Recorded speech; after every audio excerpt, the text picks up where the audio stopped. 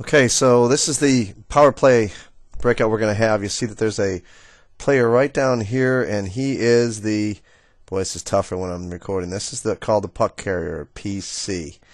Over here I have D1. D1 is actually going to be in the play, one of our puck carriers.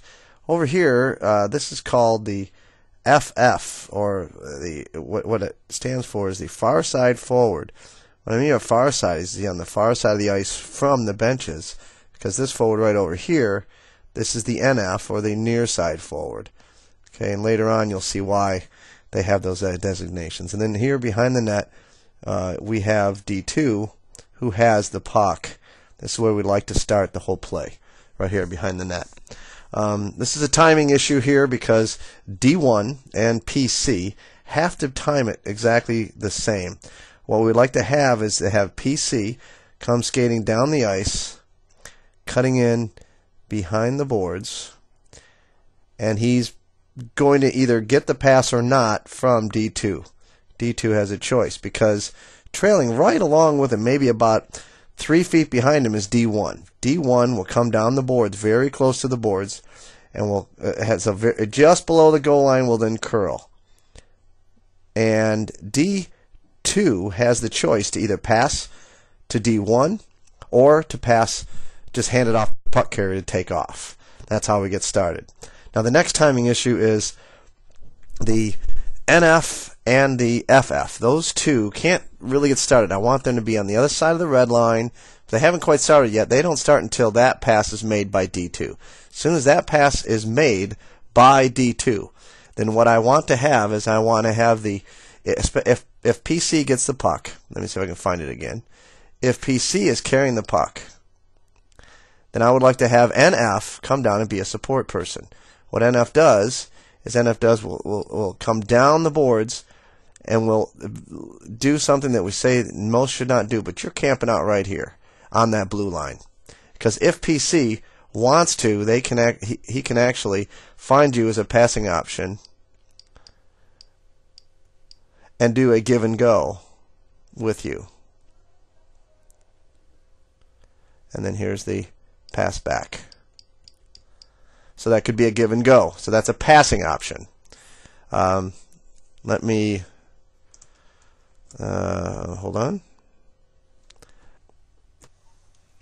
Again, let's try this again. If the D2, though, were to pass it over to D1, for some reason he didn't want to give it to puck carrier.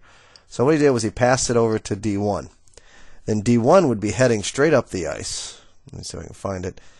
It would be heading straight up, then dribbling the puck up the ice. And FF is going to do something that we call a down, open, and go across. FF is going to skate. Let me see if I can find where FF is here on the screen. FF will skate about to where the middle of the center and blue line is. You will turn and always face the puck carrier. So right now he's probably skating backwards. And then he'll skate all the way across. And then what he'll do is he'll fill that lane on the far side.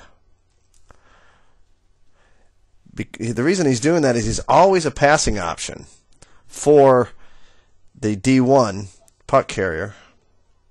So we can find D1 now. He's always an option for D1 as he's dribbling up the ice. PC over here is also an option. PC, I would like you to come a little bit over and start skating up so that you can be an option for D1 as you're coming through. Now, no matter what happens here, whether D1 passed the puck up to the FF and he carried it in, or the puck carrier carried it in, or D1 was able to carry it all the way up, which I doubt is going to happen. He's probably going to have to pass to PC, which would be great because then we're bringing it up the center. But no matter what happens, if you'll notice what we've got here is that PC is going to fill the center lane. We've already got FF filling the far lane, and we've got D1 filling this lane right here. I don't know who's got the puck, but through the neutral zone, we've got 3 covered. Now, what is NF going to do? Well, NF was over there really as a give and go option for PC. NF was also waiting by the blue line because he could have been a long ice option for D1. If D1 was, I doubt it'll ever happen, but it could, that D1 could get the puck down low here and send that puck all the way over to the near side forward. I doubt that'll ever happen.